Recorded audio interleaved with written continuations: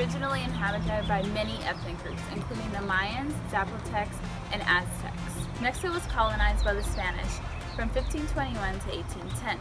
This led to the acquisition of the Spanish culture and a great loss of the Aztec culture. Mexican Independence Day, September 16, 1810. The Creoles and the Mestizos united and overthrew the Spanish government and gained independence.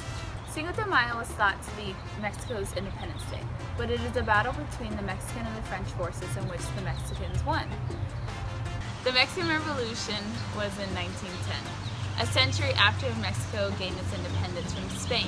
The greatest spark that caused the war was President Porfirio Diaz, who was in office for 31 years. Francisco Madero I was the one who led the army into battle and helped create the government that is in place today. Mexico is very religious. The most common religion is Catholic. The Virgin of Guadalupe is the patron saint after she appeared to Indian Juan Diego in the Guadalupan Basilica. Today, many pilgrims and people travel across the world to go to the basilica today where the miracle is said to have happened. This people group has a really big emphasis on fiestas, and a main event of a fiesta would be piñatas, and piñatas are, they're like a colorful, very vibrant, clay-covered figure, and they're filled with sweets and candies and things like that. So children are then blindfolded, and they have a bat or a stick, and they're able to hit the piñata, and then when it's broken, that's when they get to come to the bottom of the floor and they pick up the sweets that they want and things like that. Another tradition is Dia de los Muertos, which is Day of the Dead, and it's celebrated around Halloween time. So family members are able to celebrate their loved ones who've passed away or deceased, and they make altars out of it, and they have pictures with their family members or their loved ones, and they have foods, and then they make really nice murals and things like that, and they display them whether it's in cemeteries or at festivals or anything like that. Another tradition would be poinsettias, and poinsettias are the indigenous flower of Mexico, and they tend to bloom during the fall time, and that's when they're bright red, beautiful colors, which represent purity, and they display them during Christmas time. So whenever Mexicans display their poinsettias, it's usually a sign of Christmas. So luminarias are pathways or lights that are given a few weeks before Christmas time, and they're a symbol of welcomeness. And they're displayed in brown paper bags, and so when people see them, they know it's around Christmas time, and they know that it's just a sign of welcomeness that people like to do. Curaderas are another word for traditional healers, and they're said to have a power given from God. And so whenever someone's sick in the village or something is going wrong, then the curaderas come and they assist them, and they basically help them spiritually to do what they can to help them heal. Another reason that they think illnesses might be caused is from a supernatural being, or if it's called the evil eye. Illnesses might be caused by an imbalance between hot and cold, and so what they do is if a person were to have too much hot, they would try and counteract it with cold. And so an example of a cold remedy would be vitamin C, and an example of a hot remedy would be penicillin. So in order to counteract it, you would just have to give the opposite of whatever they have. So if they have too much hot, you would give more cold. Fevers are treated with liquids and baths, even cold compressors if they need it. So anything that'll help counteract the fever is something that they would give. Minor burns can also be treated by applying aloe vera, giving raw onions, or toothpaste or egg whites, and that's supposed to help with the pain and alleviate the pain and help just with the burn in general. And lastly, Western medicine is usually applied, but only in more developed, larger cities, like Mexico City is where you would find more Western medicine versus traditional practices are practiced in villages and smaller cities like that. Mexico's primary language is Spanish. Mexicans with Indian heritage may speak of more than 50 Spanish dialects. Dialects can also be identified by the proximity to the Mexican border. Mexicans are present-oriented, which disables them to incorporate the future into their plans. An example of this is that they may spend several years savings on an important religious festival. Due to this kind of orientation, Mexicans may appear to lack practical concern about their future needs. Mexicans place more value on the quality of interpersonal relationships than the length of time in which they take. In regards to space, Mexicans prefer same-sex gender, as when you have a male patient and a female doctor, that's usually a no-go. They usually want the same sex to examine. It's usually uncomfortable for the family members or even the spouse themselves to have the opposite sex examine their loved ones.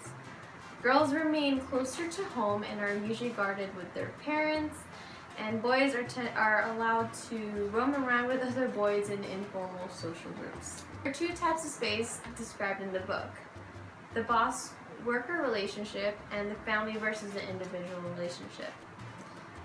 It is important for the relatives to see each other face to face, embrace, and even touch each other. Mexicans view family as the most valued institution and the main focus of social identification. Females display subdued qualities, such as mothers keep the family cohesive, but they may influence decisions, but they're usually not the decision maker of the family. Males have the more authoritative figure, and they assume the responsibility of being the head of the household and making the decisions. The families are usually large. There's usually the two parents and 4 or more children, and then the grandchildren and the grandparents, and that's usually how the household is seen in the Mexican culture. They do like to live together, and they do engage in frequent face-to-face encounters, as mentioned earlier. Parent and child connectedness and the respect for parent authority is usually valued over husband and wife bonds. Another important fact about the Mexican culture is that the collective needs of the family supersedes the needs of the individual members. So whenever there's shame that occurs within the family, or usually just with one family member, it usually affects the whole entire family. The Mexicans have an external locus control. They believe that the external forces operate in many social and individual circumstances. They believe personal efforts are unlikely to influence the outcome of a situation. The con for this type of control is that they may evoke feelings of hopelessness regarding the future plans of an individual. Skin color can vary from tan to dark brown. Usually those of a lighter shade tend to have more Spanish ancestry, and those of a darker shade tend to have Indian heritage. Like other cultures, Mexicans are susceptible to specific diseases. These diseases are mainly influenced by socioeconomic and cultural beliefs. Some of these diseases, just to name a few, include diabetes, hypertension, pernicious anemia, communicable diseases, childhood obesity, and even HIV and AIDS. So, people from the Mexican culture have their certain ways of handling situations that involves healthcare providers. So say if somebody from Mexican background ends up going to the hospital, they would expect certain things from the doctors themselves. They would obviously expect the kindness, personal connection. They do appreciate modesty a lot. They tend to not mind close proximity. They kind of feel like that would be signifying a more personal connection with the doctors. People from the Mexican culture would really appreciate it if they were to have a same-sex doctor. If this is not possible, then they would chaperone just to make them feel more comfortable. They are really big on respect, meaning they would like to be addressed by their first and last name. So if a doctor were to come in and just say their first name, it would be like, well, that's a little too personal, you don't know me yet. So first and last name is given. And also when it comes to elderly Latinos, because most of the time they might not be, they might not know how to speak English, they don't really feel comfortable with a translator, they would prefer having a family member in the room as well. Mexican culture and health disparities would include things like hypertension, obesity, TB, and type 2 diabetes. They actually have their own outlook on illnesses, so they divide it up into hot and cold. So for example, for hot, it would include diabetes, hypertension, pregnancy, and the evil eye, as they say. And for cold illnesses, it would include things like cancer, colic, headache, and pneumonia. Overall, in order to build a good relationship with the patient that comes from a Mexican background, there's a few things that need to be remembered. Having somebody to translate for them would make them feel a lot more comfortable, and not making any assumptions, meaning don't just assume that they follow their home remedies, or that they don't speak English at all, or if you guys just throw a translator in there, they'll kind of be like, okay, well, you didn't even ask me. I've experienced that myself, so that's not a good thing. And also just recognizing and appreciating their diversity overall. So like their holidays, the foods that they eat when they're sick, or the foods that they don't want to eat when they're sick. So respecting their culture altogether would help for them to trust you, and therefore the doctors should trust them as well. This people group, certain nursing interventions are important to consider, such as ways to reduce the risk of developing cardiovascular and diabetes. Ways to help prevent such illnesses can be through changes in lifestyle by changing what one eats. So this can include such as increasing the fiber intake within the meals, such as making, instead of doing just regular flour tortillas, include like the wheat flour tortilla base, as well as having wheat bread. Another way you can incorporate this is also including a high protein diet, such as eating more chicken, not so much red meats, and also including fish inside the food that you eat. So instead of making, when you're making a menudo, incorporate chicken inside the menudo instead of using pork.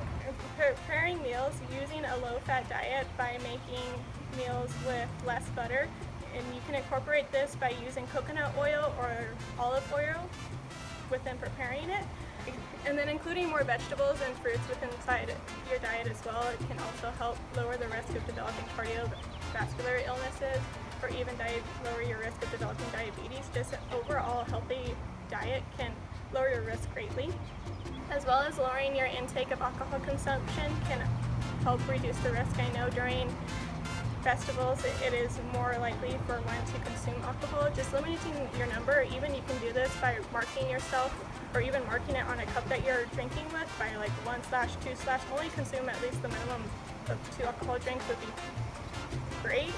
But also, we know we're trying to celebrate the festivity going on, but just remember to always lower the limit. Some nursing interventions that one can do in regards to knowing what type of medications this people group is consuming through herbal medications, herbal teas especially, or even just knowing what they're consuming. And this can also be done by asking the people group in regards to what they're consuming at home. Again, like I just mentioned not too long ago, herbal medications, asking what their healers have prescribed them, as well as seeing if they're taking any unprescribed medications from family members, because they each try to help each other out. Especially, this is important to know from the patient if they're consuming any medication in regards to trying to treat a communicable illness. They can get unprescribed medication from a family pharmacist, or even just through family members that they have sitting in their closet from previous illness that they were dealing with and were taking penicillin. Just knowing if they have consumed that and how much they have consumed before doing any type of testing treatments, and just to know, and also as well as teach them the importance of communicating this to the doctor or even the nursing staff, because that virus could have mutated and become a stronger version of itself, so a different medication would possibly be prescribed.